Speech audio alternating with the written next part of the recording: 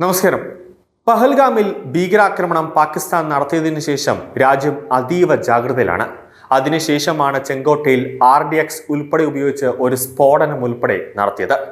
നിലവിൽ കേന്ദ്ര ഏജൻസികൾ അന്വേഷണം നടത്തിവരികയാണ്. അതിനിടയിലാണ് ഇന്നലെ അർദ്ധരാത്രിയോടെ ഇന്റലിജൻസ് റിപ്പോർട്ട് അമിത്ഷായുടെ കയ്യിലേക്ക് എത്തിയത്. അതിൽ പറയുന്നത്, ഡൽഹിയിൽ ചെങ്കോട്ടയ്ക്ക് സമീപം പാകിസ്ഥാൻ ആസ്ഥാനമായുള്ള ഭീകര സംഘടനയായ ലഷ്കർ-ഇ-തോയ്ബ ഡൽഹിയിലെ ചെങ്കോട്ടയ്ക്ക് സമീപവും ചാന്ദിനി ചൗക്കിലെ ഒരു ക്ഷേത്രം ഉൾപ്പെടെ രാജ്യത്തെ മറ്റ് പ്രമുഖ മതസ്ഥലങ്ങളിലും സ്ഫോടനം നടത്താൻ പാകിസ്ഥാനിലെ ലഷ്കർ-ഇ-തോയ്ബ പദ്ധതി ഇടുന്നുണ്ട് എന്നാണ് സുരക്ഷാ ഏജൻസികൾ ഇപ്പോൾ വ്യക്തമാക്കിയിരിക്കുന്നത്. ഭീകര സംഘടന ഒരു നൂതന സ്ഫോടക വസ്തു ഉപയോഗിച്ച് ആക്രമണം ആസൂത്രണം ചെയ്യുന്നുണ്ട് എന്നാണ് കേന്ദ്ര രഹസ്യാന്വേഷണ ഏജൻസികൾ ഇപ്പോൾ പറഞ്ഞിരിക്കുന്നത്. ഡൽഹിയിൽ മാത്രമല്ല ഭീഷണി നിലനിൽക്കുന്നത്. രാജ്യത്തുടനീളമുള്ള പ്രധാന ക്ഷേത്രങ്ങൾ നിരീക്ഷിക്കുന്നുണ്ടെന്ന് റിപ്പോർട്ടുകളുണ്ട്. അവിടേക്ക് ഒരു സ്ഫോടനം നടക്കാനുള്ള സാധ്യത ഉണ്ടെന്നാണ് IB പറയുന്നത്.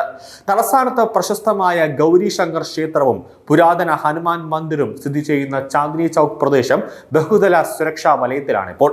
ചെങ്കോട്ട പ്രദേശത്തെ എല്ലാ പ്രവേശന കവാടങ്ങളിലും തീവ്രമായ പരിശോധന നടത്തിവരികയാണ്. കോട്ടയ്ക്ക് ചുറ്റുമുള്ള തിരക്കേറിയ മാർക്കറ്റുകളിൽ CCTV നിരീക്ഷണ മോണിറ്ററിംഗ് ഇരട്ടിയാക്കിയിട്ടുണ്ട്. സംശയാസ്പദമായ നീക്കങ്ങൾ തടയുന്നതിനായി തന്ത്രപ്രധാനമായ കവലകളിൽ ക്വിക്ക് ആക്ഷൻ റെസ്പോൺസ് ടീമിനെ നിയോഗിച്ചിട്ടുണ്ട്.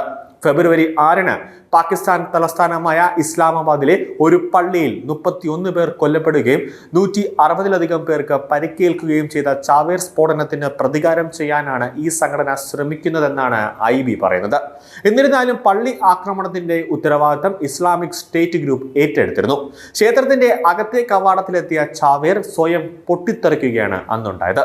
ഇത് നിരവധി പേരുടെ മരണത്തിനും പരിക്കിനും കാരണമായി എന്നാണ് IS തന്നെ ഒരു പ്രസ്താവനയിൽ പറഞ്ഞത്. 2025 നവംബർ 10-ന് ഡൽഹിയിലെ ചരിത്ര പ്രസിദ്ധമായ ചെങ്കോട്ടയ്ക്ക് സമീപം നടന്ന ഒരു മാരകമായ കാർ സ്ഫോടനത്തിന് 3 മാസത്തിന് ശേഷമാണ് ഇത് സംഭവിക്കുന്നത്. അതിൽ 12 പേർ കൊല്ലപ്പെടുകയും ഒട്ടനവധി പേർക്ക് പരിക്കേൽക്കുകയും ചെയ്തു. ചെങ്കോട്ട മെട്രോ സ്റ്റേഷന് സമീപം സ്ഫോടക വസ്തുക്കൾ നിറച്ച ഒരു കാർ പൊട്ടിത്തെറിച്ചുണ്ടായ സ്ഫോടനം സമീപത്തുള്ള നിരവധി വാഹനങ്ങൾക്കാണ് തീപിടിച്ചത്. DNA പരിശോധന ഫലങ്ങൾ പ്രകാരം ഫരീദാബാദിലെ അൽ ഫലാഖ് സർവകലാശാലയിലെ ഡോക്ടറായ ഉമർ മുഹമ്മദ് എന്ന ഉമർ ഉൻ നബിയാണ് ചാവേറായി കാറിൽ ഉണ്ടായിരുന്നത്.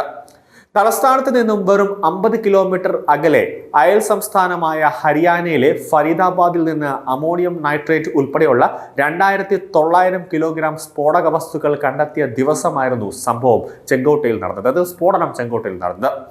മൊഡ്യൂളിലെ 2 പ്രധാന അംഗങ്ങളായ ഡോക്ടർ മുസമിൽ ഷക്കീൽ, ഡോക്ടർ ആദിൻ റാത്തർ എന്ന വൈറ്റ് കോളർ ടെററിസ്റ്റുകളെ അന്വേഷണ ഉദ്യോഗസ്ഥർ അറസ്റ്റ് ചെയ്തു. സ്ഫോടക വസ്തുക്കൾ പിടിച്ചെടുത്തതിനെ തുടർന്നാണ് ഒമർ മുഹമ്മദ് പരിഭ്രാന്തനായി ചെങ്കോട്ടയ്ക്ക് സമീപം സ്ഫോടനം നടത്തിയതായി അന്വേഷണ ഉദ്യോഗസ്ഥർ അറിയിച്ചത്. കേസുമായി ബന്ധപ്പെട്ട് അമീർ റാഷിദ് മിർ, ജാസിർ ബിലാനി വാനി, മുഫ്തി ഇർഫാൻ അഹമ്മദ്, മുസമിൽ ഷക്കീൽ ഖാനി തുടങ്ങിയ ഒട്ടനവധി 7ഓളം പേരെയാണ് അന്ന് വൈറ്റ് കോളർ ടെററിസത്തിന്റെ ഭാഗമായി NIA അറസ്റ്റ് ചെയ്തത്. ഇവരുടെ ജുഡീഷ്യൽ കസ്റ്റഡി അടുത്തിടെ മാർച്ച് 13 വരെ നീട്ടിയിരുന്നു. സ്ഫോടക കേസിലെ അന്വേഷണം അവസാനിപ്പിക്കാൻ കഴിഞ്ഞ ആഴ്ച ഡൽഹി കോടതി ദേശീയ അന്വേഷണ ഏജൻസിക്ക് 45 ദിവസത്തെ സമയവും അനുവദിച്ചിട്ടുണ്ട്. അതുകൊണ്ട് തന്നെ ഇപ്പോൾ അതീവ ജാഗ്രതയിലാണ് ദില്ലി ഉൾപ്പെടെയുള്ള തന്ത്രപ്രധാനമായ പല സംസ്ഥാനങ്ങളും അതോടൊപ്പം തന്നെ പല പ്രധാന കേന്ദ്രങ്ങളും.